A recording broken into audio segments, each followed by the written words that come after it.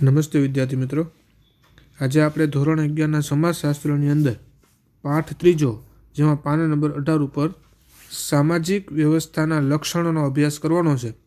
આપણે છેલ્લે આપણે જોયું હતું સામાજિક વ્યવસ્થા કોને કહેવાય એની થોડી પ્રસ્તાવના છે આપણે પાઠની અંદર જોયેલી. તો હવે આજે આપણે જોવાની છે કે આ સામાજિક વ્યવસ્થાના લક્ષણો કેવા છે. તો જોઈએ, ટાલકોટ પાર્સન્સે દર્શાવેલા સામાજિક વ્યવસ્થાના લક્ષણો છે નીચે મુજબ છે. કોણે દર્શાવેલા છે લક્ષણો? તો કે ટાલકોટ પાર્સન્સે. વિદ્યાર્થી યાદ રાખવાનું છે કે તમને એવું પ્રશ્ન પૂછી શકે કે ટાલકોટ પાર્સન્સે દર્શાવેલા સામાજિક વ્યવસ્થાના લક્ષણો જણાવો. બરાબર, નામ દઈને ઉલ્લેખ કરી શકે ત્યારે આપણે કયા લક્ષણો દર્શાવવાના રહેશે? આવડા. તો એમાં પહેલું લક્ષણ જોઈએ આપણે, વિભિન્ન ભાગો વચ્ચે પરસ્પરાવલંબન. પરસ્પરાવલંબન એટલે કે એકબીજા વચ્ચે સહયોગ અથવા તો એકબીજા ઉપર આધાર રાખતા હોય એને પરસ્પરાવલંબન કહેવાય. તો જોઈએ, સામાજિક વ્યવસ્થા બનવા માટે ઓછામાં ઓછા 2 સામાજિક એકમોના ભાગોનું જોડાણ હોવું આવશ્યક છે. વ્યવસ્થા કોને કહેવાય? તો કે આપણે જેને ગોઠવણી કરીએ. તો સમાજની અંદર આપણે જે કંઈ ગોઠવણી કરવાની છે, જે વ્યવસ્થા કરવાની છે, એની અંદર 2 એકમો, કોઈ પણ 2 વિભાગને છે અથવા તો 2 જણને છે આપણે જોડવા બહુ જરૂરી હોય. જેમ કે કુટુંબમાં માતા પિતા, પતિ પત્ની, ભાઈ બહેન વગેરે સામાજિક દરજ્જાઓ જોડાઈને કુટુંબ એક વ્યવસ્થા બને. બરાબર, આમાં જો 2 વ્યક્તિ, માતા અને પિતા, આ 2 હોય તો કુટુંબ બને. એક ખાલી માતા જ હોય અને પિતા હોય જ નહીં તો માત્ર માતા એક જ રહે. બરાબર, તો આખી કુટુંબ બનતું નથી. એટલા માટે માતા અને પિતા બંને હોવા જરૂરી છે. અથવા તો પતિ અને પત્ની એ બે હોવા જરૂરી છે. ભાઈ બહેન તો 2 જરૂરી છે. બરાબર, તો તમારું કુટુંબ છે અથવા તો જે સામાજિક વ્યવસ્થા છે એ બની શકે. આ સામાજિક સ્થાનો પરસ્પર એકબીજા ઉપર આધારિત છે. બરાબર, એ બંને એકબીજા, જો માતા હોય તો પિતા હોય. બરાબર, પણ માતા જ ન હોય તો પિતા થવાના નથી. અથવા તો ભાઈ છે તો બેન છે. બરાબર, ભાઈ હોય તો બેન છે, બેન છે તો ભાઈ છે. બરાબર, હવે વિચારો, ખાલી કોકના કુટુંબની અંદર ખાલી એકનો એક ભાઈ હોય અથવા એકની એક દીકરી હોય તો એને કોઈ બેન કહેવા વાળું હશે નહીં. અથવા તો જે એક ભાઈ છે એને કોઈ ભાઈ કહેવા વાળું હશે નહીં. એટલે ભાઈ હશે તો કોઈક બેન કહેવા વાળું મળશે, અથવા તો બેન છે તો કોઈક ભાઈ કહેવા વાળું મળશે. નકર તો કાંઈ વ્યવસ્થા છે ટકી જવાની નથી. આમ અન્ય સંસ્થા કે સામાજિક સમૂહોના સામાજિક એકમનું જોડાણ એ સામાજિક વ્યવસ્થાનું પ્રથમ આવશ્યક લક્ષણ છે. ત્યાર પછી બીજું લક્ષણ જોયું, સામાજિક વ્યવસ્થામાં સ્થિરતા. તો માનવ સમાજની જરૂરિયાતો પરિપૂર્ણ કરવા માટે વ્યવસ્થાએ લાંબા સમયગાળા સુધી સ્થિરતા ધારણ કરવી પડે. એક દિવસ પૂરતા માતા પિતા બની જાય, એક દિવસ પૂરતા ભાઈ બહેન બની જાય, એક દિવસ પૂરતા પતિ પત્ની બની જાય તો એના થકી આખી સમાજની વ્યવસ્થા કુટુંબ બનતા નથી. પણ લાંબા ગાળા સમય સુધી, બરાબર, લાંબા ગાળા, જો શબ્દ વાપર્યો છે કે લાંબા સમયગાળા સુધી છે એ વ્યવસ્થા કેવી હોય? જળવાવી પડે. અને જો એ જળવાય તો જ તે આપણી વ્યવસ્થા છે એ કેવું થશે? જળવાશે. એટલે કે દરેક વ્યવસ્થા પોતાની આગવી ઓળખ બનાવી અનુકૂલન સાધે છે. આમ સામાજિક વ્યવસ્થામાં પરિવર્તન આવવા છતાં મૂળભૂત સામાજિક વ્યવસ્થા જળવાઈ રહે છે. ત્રીજું, સામાજિક વ્યવસ્થામાં પરિવર્તન. તો કોઈ પણ સામાજિક વ્યવસ્થા પરિવર્તનશીલ હોય. બરાબર, એટલે કે સામાજિક વ્યવસ્થા છે એમાં પરિવર્તન આવી શકે. કુટુંબ છે એમાંથી જુદું કુટુંબ પડી જાય તો એ બંનેના કુટુંબનું કેવું થઈ શકે? પરિવર્તન થઈ શકે. પહેલાં માતા પિતા ભાઈ બહેન, બરાબર, એ બધા ભેગા રહેતા હતા, હવે એમાંથી કેવા થયા? છૂટા. તો હવે એ બંનેના કેવા થઈ શકે? કુટુંબ જુદા. એટલે ઓલા ભાઈ બહેન થઈ જાય. એક કુટુંબમાંથી કેવા થઈ ગયા? બંને ભાઈ બહેન અથવા તો બંને ભાઈ થઈ ગયા. પણ જો બંને સાથે રહેતા હોત તો એક જ કુટુંબની અંદર આવે તો એ કુટુંબ કહેવાય, તો એ ભાઈ ભાઈ કહેવાતા નહોતા. એટલે આવું પરિવર્તન આવ્યા રાખે. એટલે કોઈ પણ સામાજિક વ્યવસ્થા છે એની અંદર પરિવર્તનશીલ હોય. આ સામાજિક વ્યવસ્થા અમુક હદ સુધી સ્થિર રહીને પરિવર્તન પામતી હોય છે. તંત્રને પોતાની વ્યવસ્થા ટકાવવા માટે પરિવર્તન સાથે અનુકૂલન સાધવું જરૂરી બને છે, જેમાંથી પરિવર્તન છે એ ઉદ્ભવે છે. તો આ 3 હતા લક્ષણો. હવે આપણે સામાજિક વ્યવસ્થાના પાસાઓ જોવાના છે. બરાબર, તો આ મૂળ 4 પાસાઓ આપેલા છે. નીચે આપણે ચિત્ર દોરીને સમજાવેલું છે કે સામાજિક વ્યવસ્થાના પાસાઓને નીચે મુજબ સમજી શકાય, જેમાં મૂળ ધ્યેયો હોય, જેની ઉપર ઉપજૂથો, ભૂમિકાઓ, સામાજિક ધોરણો અને સાંસ્કૃતિક મૂલ્યો, બરાબર, આમ આ રીતના પાસાઓ આપણે આપેલા છે, જેમાંથી આપણે વિગતવાર દરેકનો અભ્યાસ કરવાનો છે. તો જોઈએ પેલું ઉપજૂથો. કોઈ પણ સમાજમાં અનેક જૂથો હોય છે. દરેક જૂથ સામાજિક આંતરક્રિયાની વ્યવસ્થા છે, બરાબર. એટલે કોઈ પણ જૂથની અંદર, કોઈ પણ સમાજની અંદર ઘણા બધા જૂથ હોય, બરાબર. જેમ કે ભારત છે તો ભારતની અંદર ગુજરાત, પછી મહારાષ્ટ્ર, પંજાબ, બરાબર, આવા અલગ અલગ રાજ્યોના અલગ અલગ જૂથો. હવે ગુજરાતની વાત કરીએ તો ગુજરાતની અંદર આપણા જેટલા જિલ્લાઓ આવેલા છે, બરાબર, ભાવનગર, રાજકોટ, જુનાગઢ, અમરેલી, આના જૂથો. એની અંદર અલગ અલગ સોસાયટીના જૂથો, અલગ અલગ કુટુંબના જૂથો, અલગ અલગ જ્ઞાતિઓના જૂથો. તો આ દરેક સમાજની અંદર આવા કાંઈક ને કાંઈક જૂથો છે, અવશ્ય આવેલા હોય. અને એ બધા જૂથો વચ્ચે છે કાંઈક ને કાંઈક આંતરક્રિયાની વ્યવસ્થા હોય. આંતરક્રિયા થવી એટલે કે એકબીજા વચ્ચે કાંઈક વ્યવહાર થવું, એને આપણે આંતરક્રિયા કહીએ. તો આવી આંતરક્રિયાની વ્યવસ્થા છે એ થયેલી હોય. કોઈ પણ ઉપજૂથ જૂથના પેટા ભાગરૂપે વિકસેલું હોવાથી તેને ઉપજૂથ અથવા તો પેટા ઉપજૂથ કહેવામાં આવે છે. અને અંડરલાઈન કરી નાખો કે કોઈ પણ ઉપજૂથ છે જૂથના પેટા ભાગ, બરાબર, એટલે જૂથથી થોડુંક નોખું અથવા એની સાથે જોડાયેલું, બરાબર, એના થકી વિકસેલું એમ કહી શકાય, બરાબર. તો કોઈ પણ ઉપજૂથ છે એ પેટા ભાગ રૂપે વિકસેલું હોવાથી તેને ઉપજૂથ અથવા તો એને પેટા ઉપજૂથ કહેવામાં આવે છે.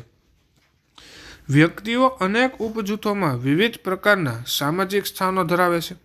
આ સ્થાનોને આધારિત વિવિધ ભૂમિકા ભજવવા માટે તે આંતરક્રિયા કરે, બરાબર. દરેક સમાજની અંદર આવા જૂથો આવેલા હોય. એ જૂથ સમાજની અંદર કાંઈક હોદ્દો ધરાવતા હોય, કાંઈક સ્થાન ધરાવતા હોય, અને એ સ્થાનને ટકી રખાવવા માટે એકબીજા વચ્ચે કાંઈક વ્યવહાર કરતા હોય, બરાબર. જેમ કે તમને કોઈ ડૉક્ટરની ડિગ્રી આપી, એ ભૂમિકા તમને આપી ડૉક્ટર તરીકેની, તો ડૉક્ટર તરીકેની ભૂમિકાને તમારે ટકાવી રાખવા માટે તમારે દર્દીઓની સારવાર કરાવવી બહુ જરૂરી છે. તમને કોઈક ડૉક્ટર બનાવી દે, બરાબર, અને તમે કાંઈ કરો જ નહીં, ખાલી એમ ઘરે બેઠા જ રહ્યો, બરાબર, કોઈ આવે દર્દીને સારા ન કરો કે એને તપાસી ન દો, તો તમારી ડૉક્ટર તરીકેની ભૂમિકા છે નિર્થક છે. એને ટકાવી રાખવા માટે તમારે શું કરવું પડે? તો કે એની તપાસ કરવી જ પડે. તમારે એની વચ્ચે કાંઈક કામ કરવું પડે, આંતરક્રિયા એને કહેવાય, બરાબર, કાંઈક કાર્ય કરવું પડે. તો જૂથ અને ઉપજૂથનો ખ્યાલ સાપેક્ષ છે. આંતરક્રિયાની કઈ વ્યવસ્થાને આપણે જૂથ તરીકે ઓળખાવીએ છીએ તેના પર ઉપજૂથનો ખ્યાલનો આધાર છે. દાખલા તરીકે ભારતને જૂથ તરીકે ગણીએ તો તેના રાજ્યો ગુજરાત, મહારાષ્ટ્ર, પંજાબ વગેરે કેવા છે? ઉપજૂથો છે. ગુજરાતને જૂથ તરીકે ગણીએ તો તેના વિવિધ જિલ્લાઓ તેના ઉપજૂથો છે. જો કોઈ એક શાળાને જૂથ તરીકે ગણીએ તો તેમાં રહેલા વિદ્યાર્થીઓ, શિક્ષકો, વહીવટી કર્મચારીઓ કે સેવકગણ વગેરે તેના કેવા છે?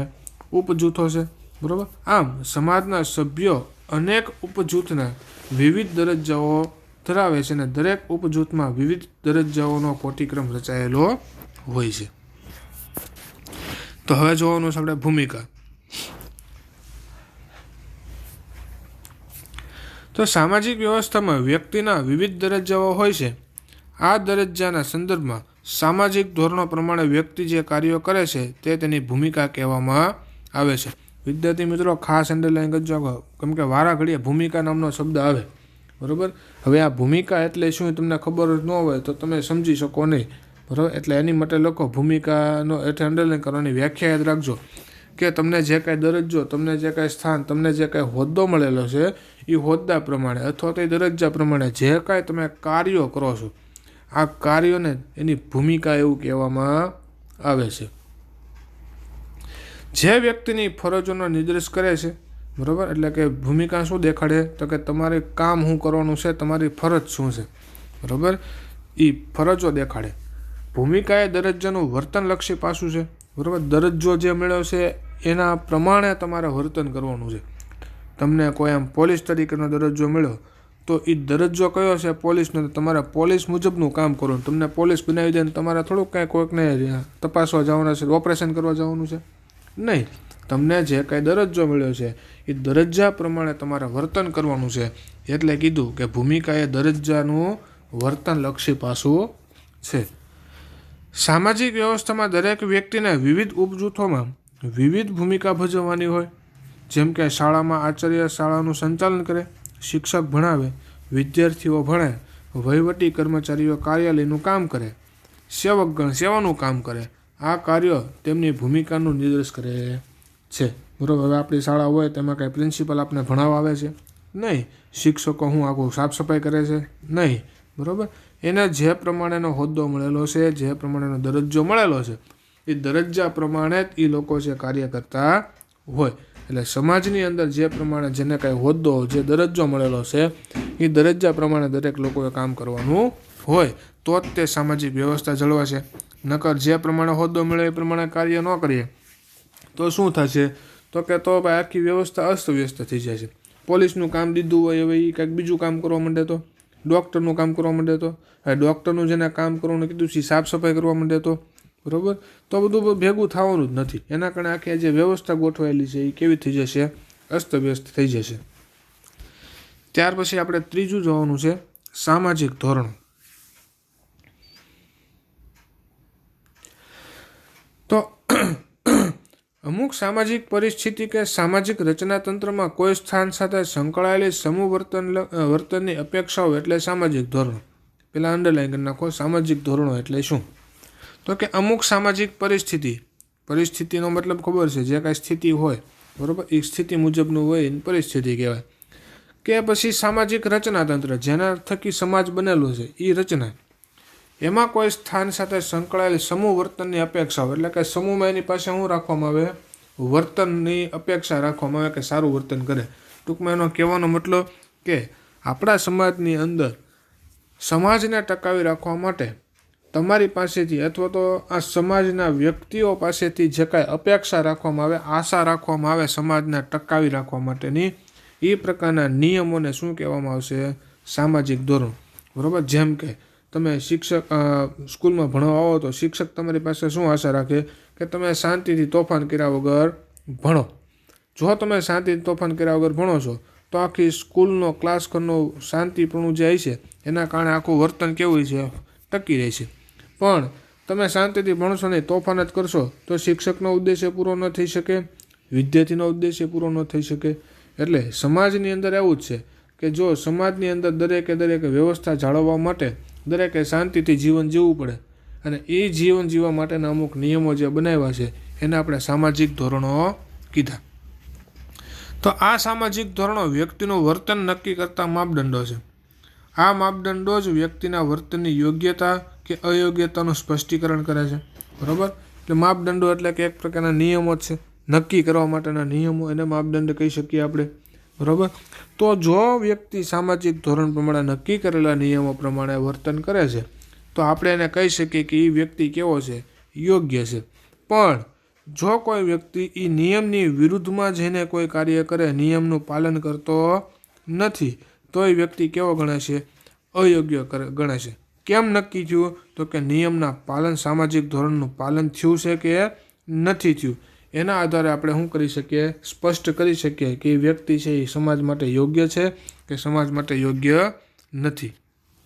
જેમ કે શાળા સંચાલનના નિયમો આચાર્યશ્રીથી લઈ વિદ્યાર્થી સુધીના તમામ તબક્કે વર્તનને નિયંત્રિત કરે છે, અને સામાજિક ધોરણો સમૂહ જીવનનું વાતાવરણ છે એ રચે છે.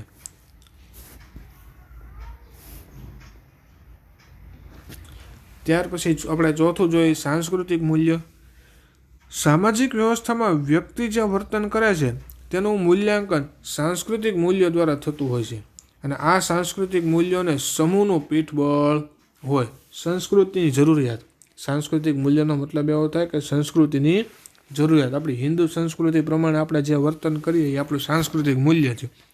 આપણા હિન્દુની અંદર અમુક વસ્તુ થાય, અમુક વસ્તુ નથી કરવામાં આવતી. આપણે સંસ્કૃતિ મૂલ્ય અથવા તો આપણી સંસ્કૃતિની જરૂરિયાત મુજબનું વર્તન છે એ કહી શકાય. ને આવા સંસ્કૃતિના મૂલ્યોને કોનું પેટ બોલે? તો કે સમૂહનું. સમૂહ એટલે કે સમાજનું. તો વળી સામાજિક વ્યવસ્થામાં વ્યક્તિ જે દરજ્જો ધરાવે છે તેનું મૂલ્યાંકન પણ સાંસ્કૃતિક મૂલ્યો દ્વારા થતું હોય છે. જેમ કે શાળાના આચાર્યએ પ્રામાણિકતા અને પારદર્શકતાથી શાળાનું સંચાલન કરવું. પોતાની સંસ્કૃતિ મુજબ, પોતાની જરૂરિયાત મુજબ, પોતાની સંસ્કૃતિના લક્ષણો મુજબ શું કરે? આચાર્ય પ્રામાણિકતાથી, બરાબર, અને પોતાની પારદર્શિતા એટલે કોઈ પ્રકારના ભેદભાવ વગર શાળાનું સંચાલન કરે. શિક્ષકોએ નિષ્ઠાપૂર્વક કાર્ય કરવું, વિદ્યાર્થીઓએ નમ્રતાથી વર્તન કરવું. આ પોતાની સંસ્કૃતિ દર્શાવે. શું દર્શાવે? સંસ્કૃતિ. જો કોઈ શિક્ષક છે નિષ્ઠાપૂર્વક કામ ન કરે, આચાર્ય છે પ્રમાણિકતા કે પારદર્શકતા મુજબ કામ ન કરે, વિદ્યાર્થીઓ નમ્રતાપૂર્વક ન ભણે, તો એ પોતાની સંસ્કૃતિની મૂલ્ય કરતાં કેવું છે? એ જુદું છે, એની વિરુદ્ધનું છે. બરાબર? એવું કહી શકાય. તો સાંસ્કૃતિક મૂલ્યોના ઉદાહરણ છે એ ગણી શકાય અને સાંસ્કૃતિક મૂલ્યને ઉચ્ચ કક્ષાના સામાજિક ધોરણ તરીકે પણ ઓળખાવી શકાય. ત્યાર પછી જે મહત્વનું છે ધ્યેયો. તો ઉપરયુક્ત ચારેય પાસાઓ દ્વારા સામાજિક વ્યવસ્થા પોતાના ધ્યેય સંતોષે છે. ધ્યેય એ પ્રાપ્ત કરવાની પ્રક્રિયા છે. માનવીની મૂળભૂત અને ગૌણ જરૂરિયાતોને સંતોષવા માટે કુટુંબ, લગ્ન, અર્થ, રાજ્ય, શિક્ષણ અને ધર્મ વગેરે વ્યવસ્થાઓ અસ્તિત્વમાં આવી છે. આ દરેક વ્યવસ્થાને એક કે અનેક ધ્યેયો હોય છે અને આવા સામાજિક ધ્યેયોની પૂર્તિ અર્થે સમાજ વ્યવસ્થા ગતિશીલ રહે છે. આમ સામાજિક વ્યવસ્થાના પાસાઓ પારસ્પરિક રીતે સંકળાયેલા છે. કોઈ એક પાસાના પરિવર્તન આવતા અંશતઃ કે વધારે અસરો તો સામાજિક વ્યવસ્થા તંત્ર ઉપર જ તે થાય છે. એટલે કે ઉપરના જેટલા આપણે જૂથો જોયા, ધ્યેયો જોયા, એમાંથી જો કોઈ એકની અંદર પણ જો અસ્તવ્યસ્ત થઈ જાય તો જેના કારણે આખી સમાજની વ્યવસ્થા કેવી થઈ શકે? ખોરવાઈ શકાય. જેમ કે આપણે ટેબલ હોય, ટેબલનો એકાદો પાયો છે થોડોક ટૂંકો હોય તો આખું ટેબલ કેમ ડગે મગે રાખે ને, એમ ઉપરના જેટલા આપણી ધ્યેયો સિવાયના જેટલા બીજા 4 પ્રકારના જે વ્યવસ્થા દર્શાવેલી છે એમાંથી કોઈ પણ એક પ્રકારનું વ્યવસ્થા જળવાય નહીં તો આખી સામાજિક વ્યવસ્થા તંત્ર કેવું થઈ શકે? ડગમગી શકે. તો વિદ્યાર્થી મિત્રો આટલું રાખીએ. બાકીનું આપણે આની પછીના લેક્ચરમાં ભણશું. સામાજિક રચના તંત્રની વ્યાખ્યાથી આપણે આવતીકાલે અભ્યાસ કરીશું.